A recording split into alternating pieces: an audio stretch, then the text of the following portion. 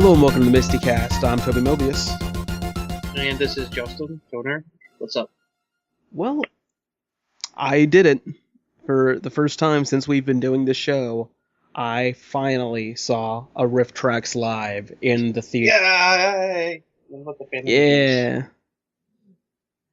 It was a great experience. It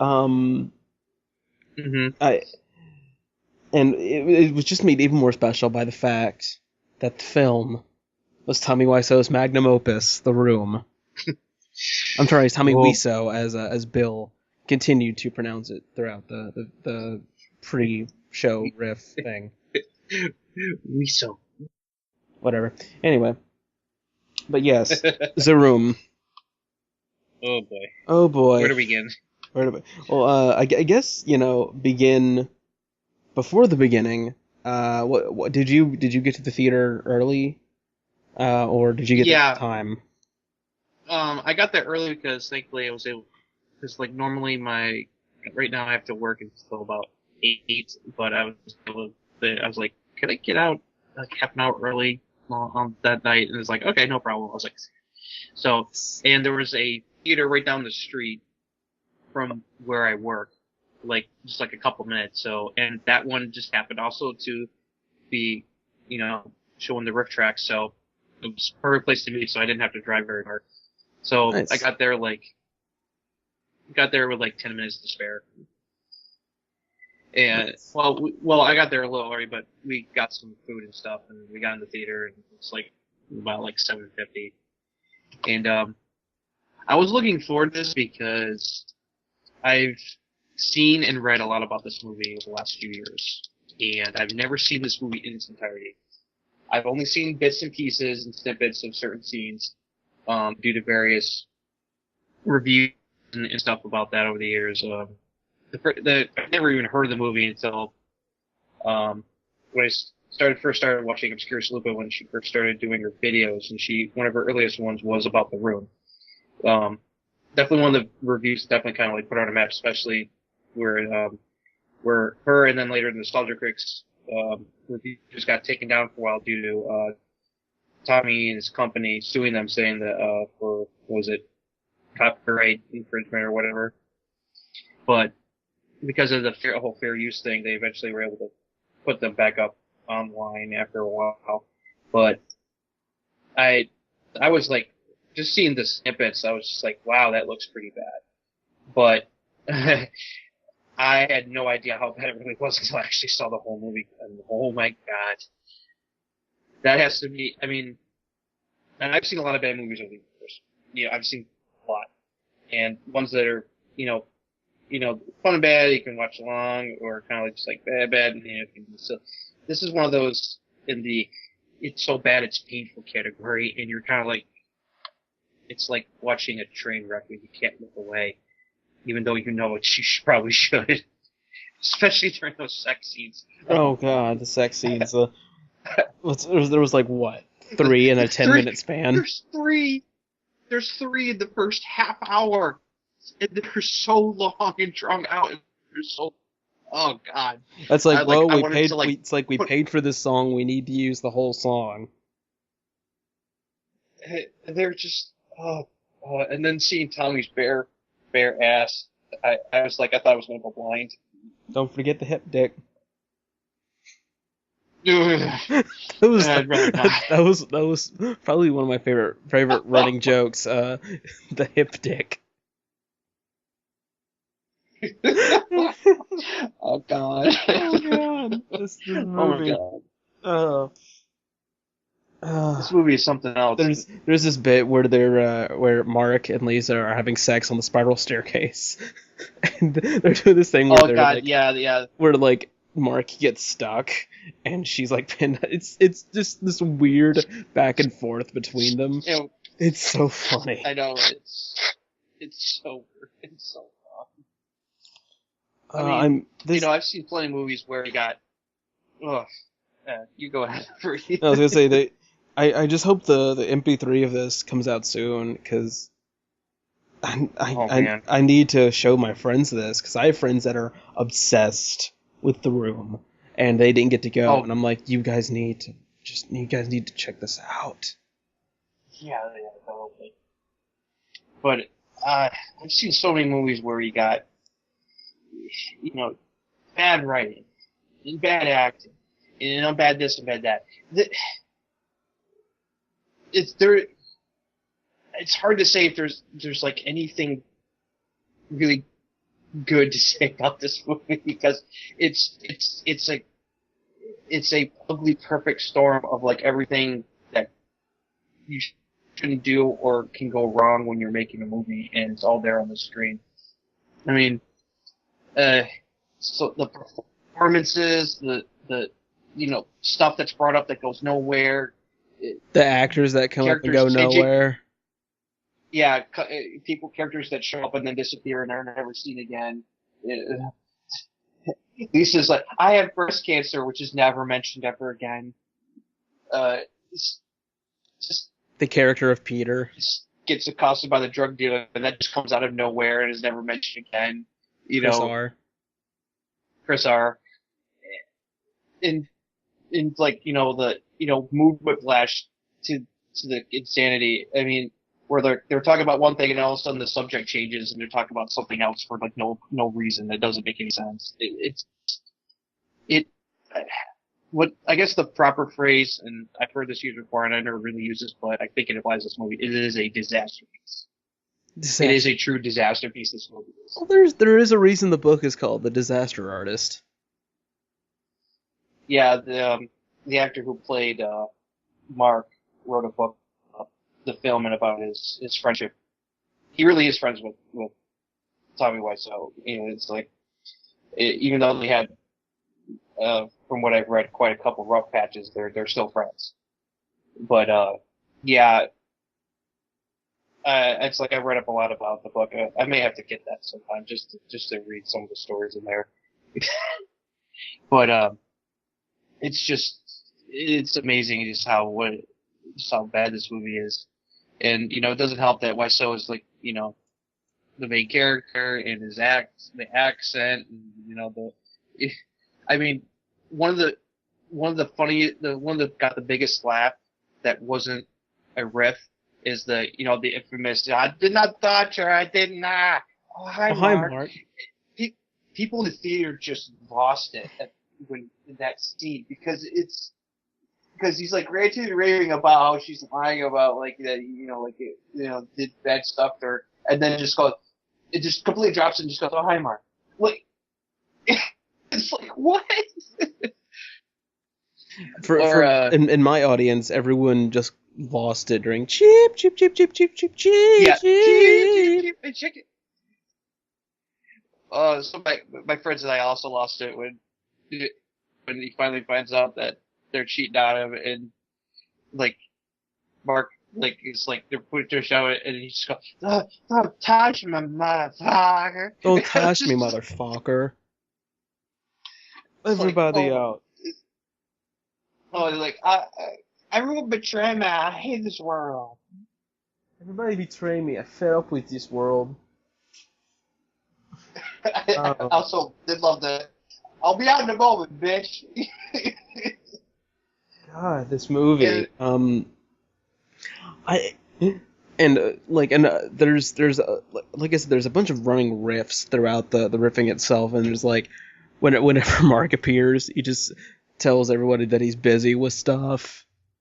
Yeah. And it's never explained like what he's doing. Yeah. Busy. Stop. For I'm making good money. I'm making good money. Think about trying to find a new place to live. Making good money. Yeah.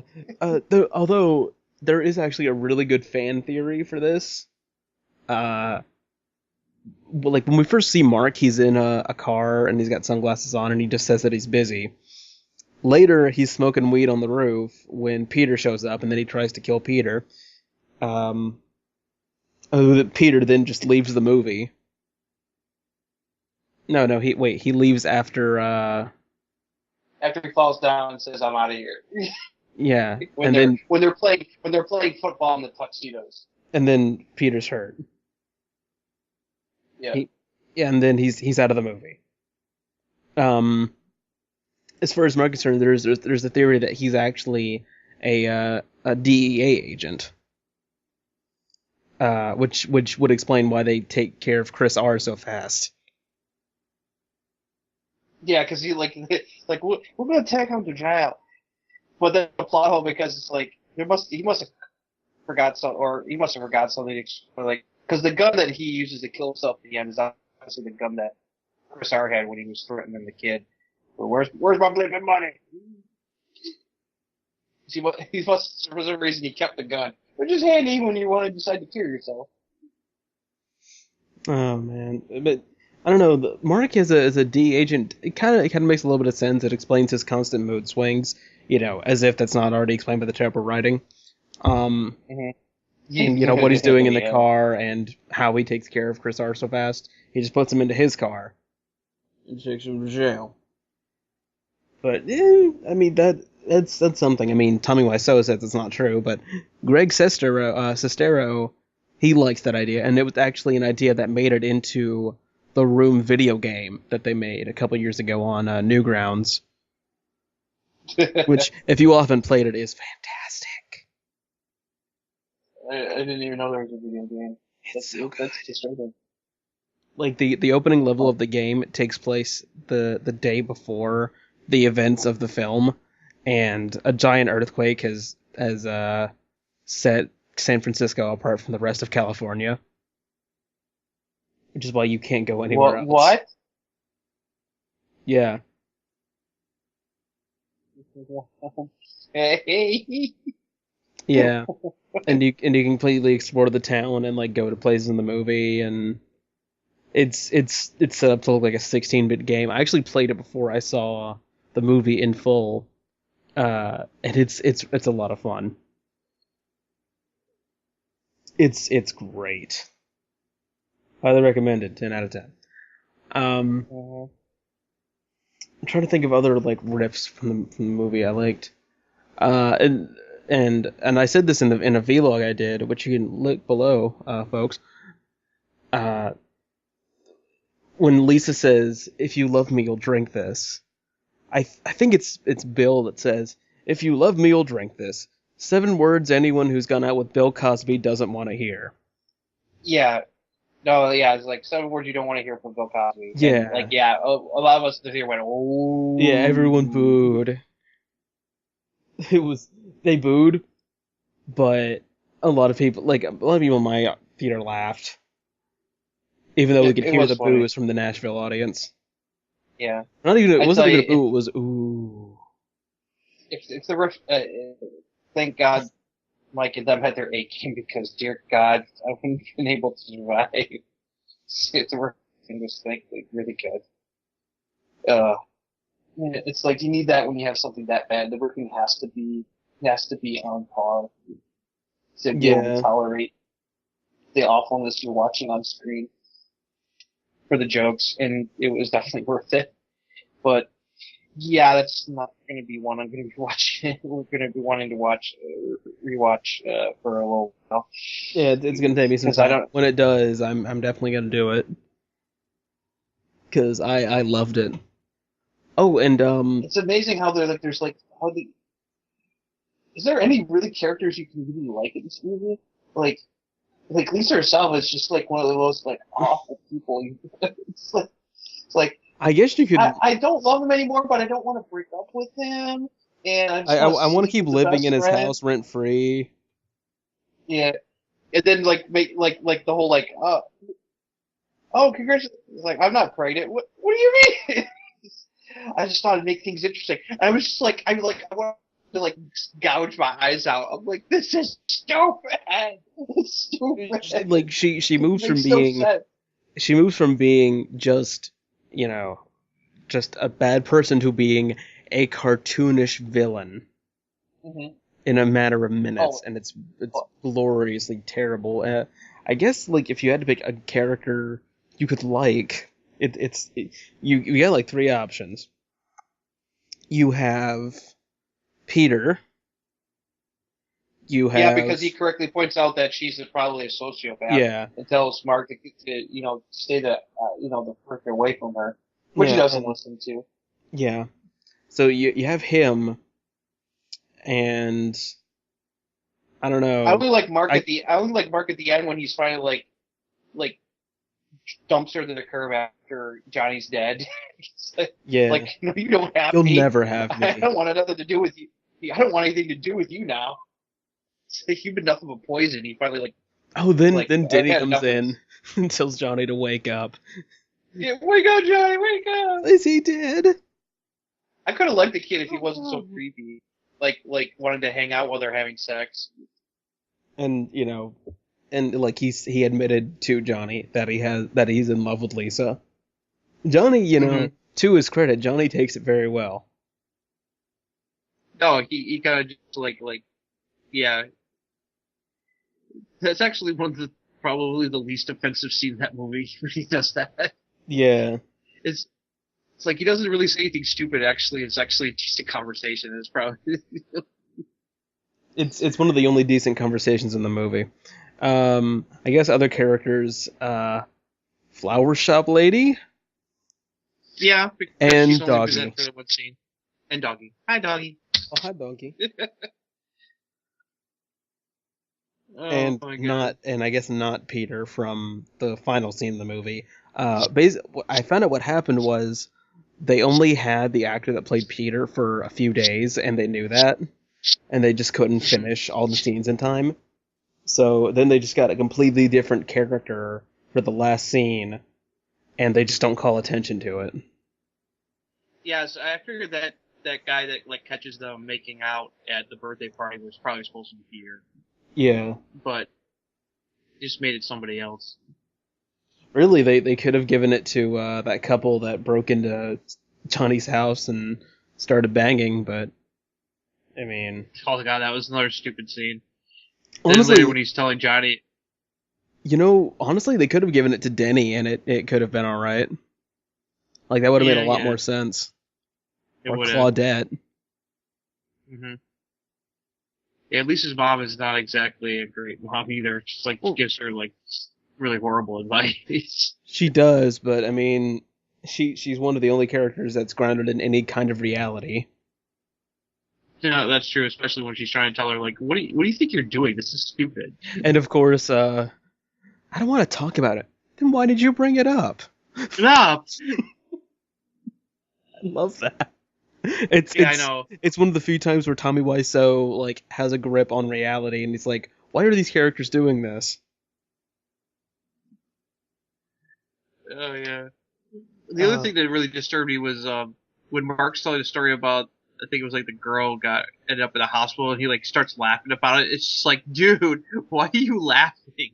It's not a funny story. Apparently, in The Disaster Artist, Greg and I think it was one of the producers, they begged Tommy not to laugh and take that as a joke. He absolutely refused. And according to other stories, the end of the film would have had Johnny survive the gunshot and be revealed as a vampire and fly off in his car. It was cut because they didn't have the budget for the flying car effect. Oh my god. And now Tommy Wiseau is talking about doing a sequel to The Room. Oh, of course. Saying, and I quote, he can survive the gunshot. Wow. Well, he's probably made so much money off it over these years, he probably could. Although I heard he is actually pretty wealthy, and nobody really knows why. He's got a lot of money. Yeah. And not just from what he's made off The Room, which is probably pretty significant. Yeah, I mean, he when The Room had made, he was able to afford a giant billboard in L.A. So, I mean, that's something, man. He is independently wealthy. Yeah, I remember reading about that. It's what he's something else. Mm-hmm. He certainly is. It's you read about him, he's interesting, and that's all I'm gonna say about that. I don't want to. That's enigmatic. That's textbook enigmatic. Mm-hmm. But yeah. Overall, another win for Mike, Kevin, and Bill. You know, it's like seeing them rip this thing live was worth it, even despite how bad this movie is. It was a lot of fun. We forgot to mention. They also riffed the final chapter of the epic At Your Fingertips saga. Yes, that was a great short. Yep. Where kids make pool floats out of trash. Mm-hmm. Yeah, they did a really good job with that. That was fantastic. And before the movie, they had or before the stream started, they had these cards up with you know how you go to the movies and they have movie trivia. Mm-hmm. So they had fake movie trivia. Yeah, those are always fun when they do that. An excerpt from Let It Go from Frozen, ending with, "Now let's go get something to eat, huh? Tell me why so is Frozen." And there was other bits, unpopular fan theories. Mm-hmm. Yeah, stuff like that.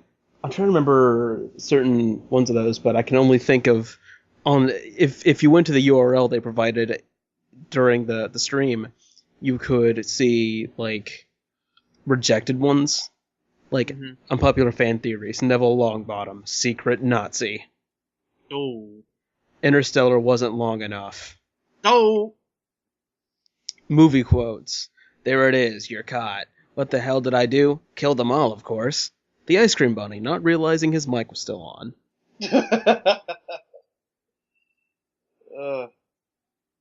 Yeah, my friend James and I are going to subject Marilyn to that at the end of this year. She's never seen Santa and the Ice Cream Bunny. Oh yes, I'm going to see it too. I'm trying to decide if I want to go see Sharknado 2 or not. Probably I'm won't. probably giving that one. Actually, kind of most looking forward to Miami Connection because of what I've heard about that movie. Oh yeah, Miami Connection's going to be fantastic. That should be that'll be fun bad. Yeah, if I can go to that one, I'm definitely going. But I am going to go see Santa and the Ice Cream Bunny because I hadn't seen it and I want to. Yeah, Sharknado 2 will probably be fun. Sharknado last year was a lot of fun. Yeah, they're making a third one, ladies and gentlemen. These movies make money.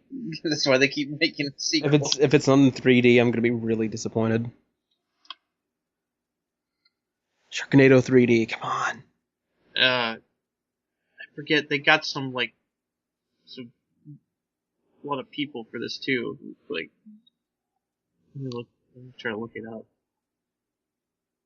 Well, I heard the cast list and I was like, what, really? Can we finally get Mega Sharknado? That would be awesome.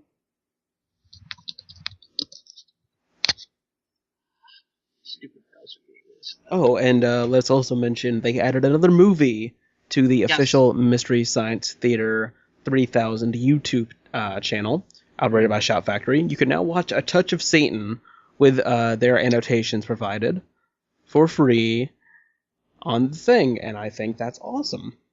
Yes, it is. Again, another good choice. Very, very bad movie. Very good riffs. Oh, totally. It's a great episode. It is. It's a very good episode from season 9. I've always liked that one. I mean, season 9 is just a great, breeding ground for terrible movies and great riffs. That's no. I've said this before. The Sci-Fi Channel years had really strong riffing throughout for the most part. Yeah. And season 9 especially. And as well as one of my favorite riffs from the later years. It's like Hallmark Hall of Fame presents A Touch of Satan. Yes. Because that music when they're walking along the pond, it's so out of place. And that movie has one of the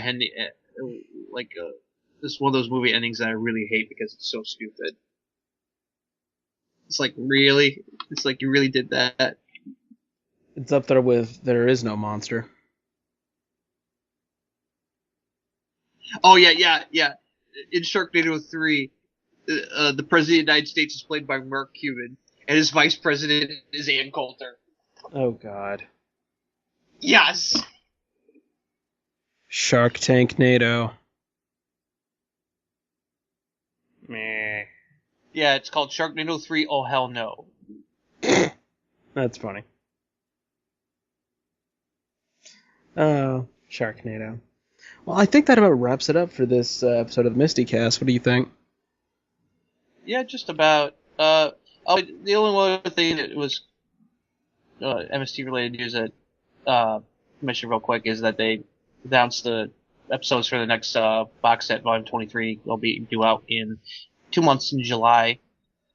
They Shout Factory got another big win. They secured the rights to a couple of some episodes that people didn't think would ever be released. Got Daddy-O, Earth vs. the Spider, Teenage Crime Wave, and Agent for Harm. It's like Earth vs. Spider and Daddy-O were thought hard to get, especially Earth vs. Spider.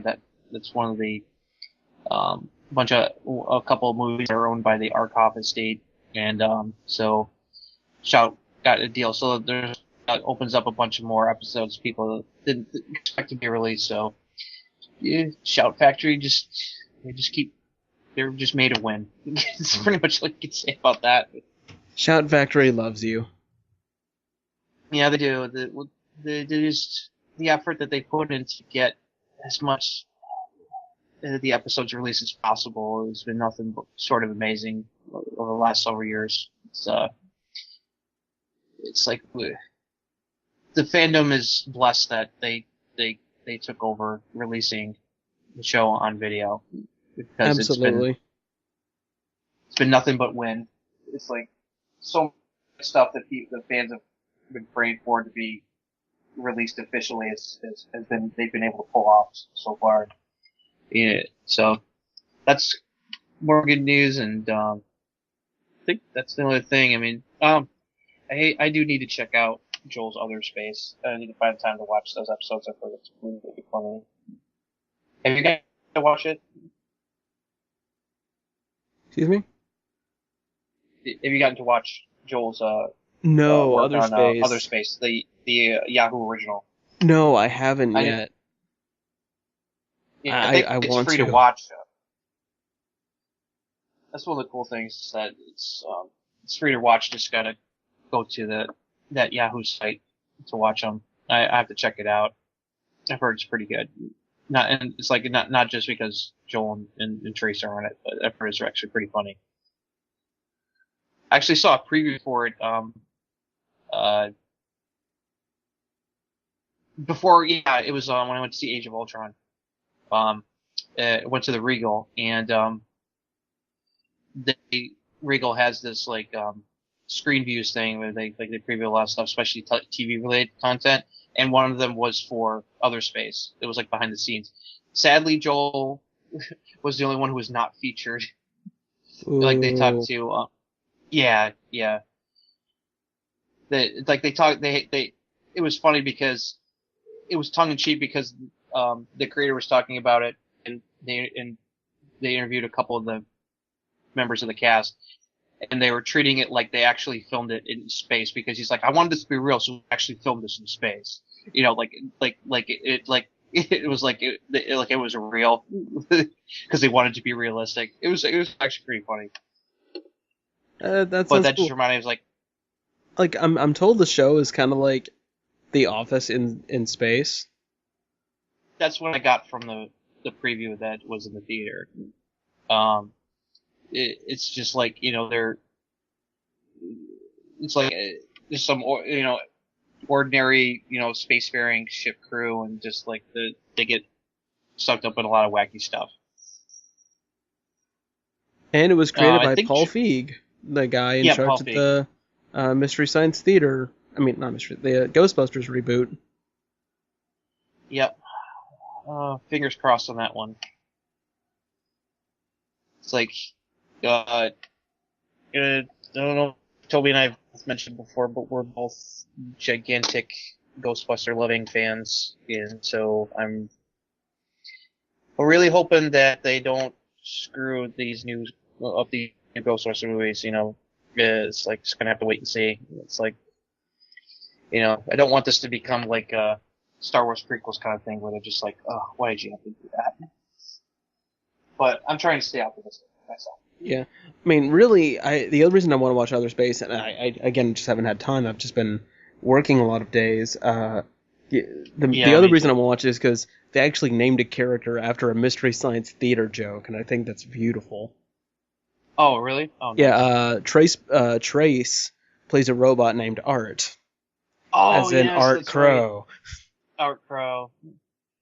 Very nice. Yes. Yeah, I've just been so busy watching stuff between this comic book stuff on TV. Just got me so occupied. Flash, I need to catch up on Agents of S.H.I.E.L.D., which just ended its season. I'm so far behind on that show. I didn't get to watch. It was a 2-hour finale, so I didn't get to watch it yet. I watched the Flash last night, but I'm probably going to do that maybe tonight. I only caught the last half hour of the S.H.I.E.L.D. finale, which was good, but I was I'd missed a lot of stuff. So I was I gotta rewatch it. I need to catch up on that show, and there's gonna be a season 2 of Agent Carter, and I need to watch all of Daredevil still. Yes, that's what I would say. If you have Netflix, watch Daredevil. It is awesomeness. I need to watch Daredevil, and that got confirmed for a second season, which they would have been stupid not to. No, it was getting rave reviews from the fans and from critics. It was guaranteed it was going to get renewed. Oh, and did you see the promo for the Supergirl series? Yes, actually, I watched that earlier tonight. It actually looks really good. I'm actually kind of looking forward to it. I thought it looked good. I'm actually looking forward to it. I don't know, man. It looks like it's like they. I'm being optimistic. It's like the creators wanted Supergirl, and the studio and the network went, make it more like Felicity. I really hope not. It's small town girl in the big city working at a magazine, but also she's what I Supergirl. got from that? She was trying to imitate the classic goofy kind of Clark Kent persona for herself. Is what I got from that. No, I understand that, but it's just the story itself is very. It's just shoot me, but she's also Supergirl. I don't know. I kind of like the new Jimmy Olsen though.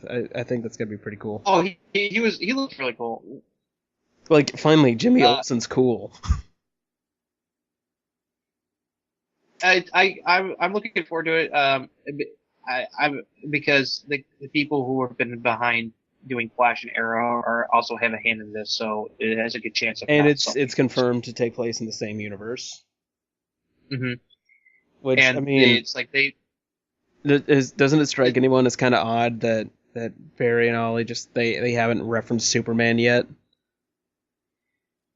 Mm-hmm. Even though within Supergirl he's been established to be working for. Well, I don't know if it's official that it's in the same universe, but I would assume so because I know the Entertainment Weekly page that I saw said they were in the same universe. Mm-hmm. It was confirmed. I'm sure they'll probably explain that at some point. Who knows? And Constantine got canceled. Surprising nobody. I'm not a fan of the character, so I didn't really was interested in watching that. I watched a couple episodes. I thought it was pretty cool.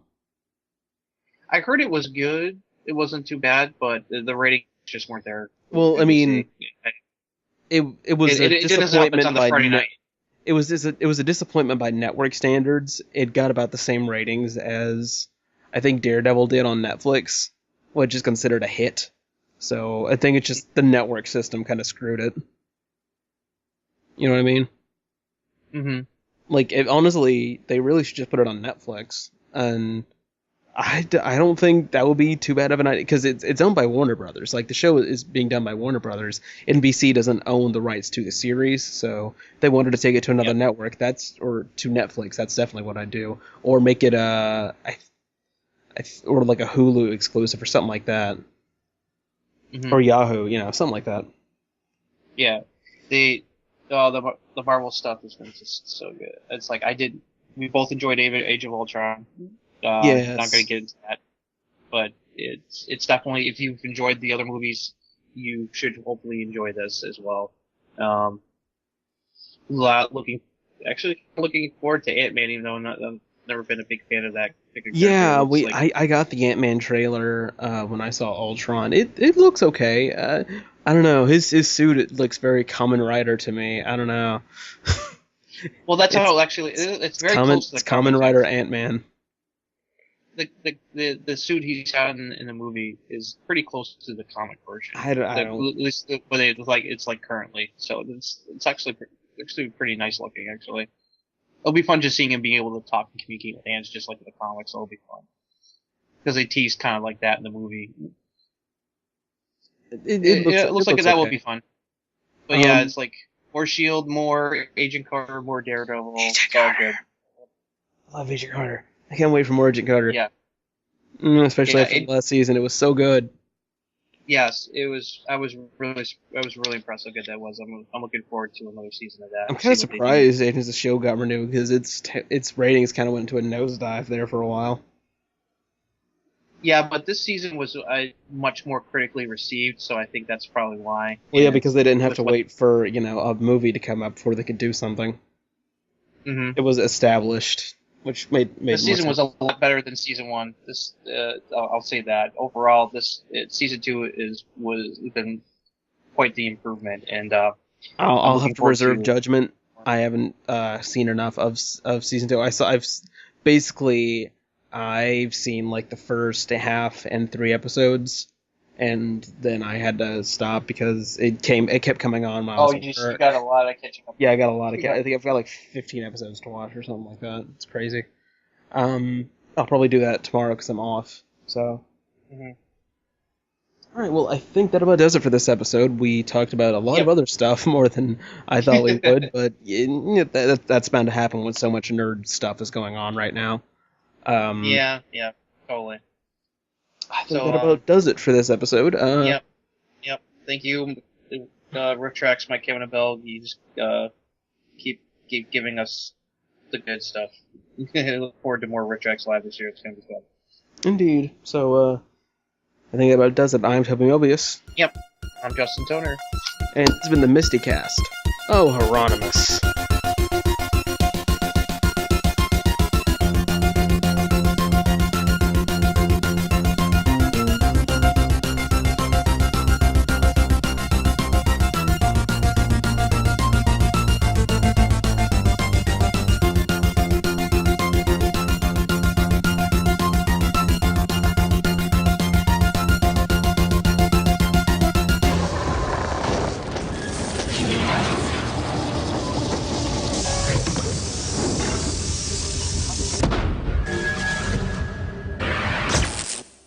Now, poopy.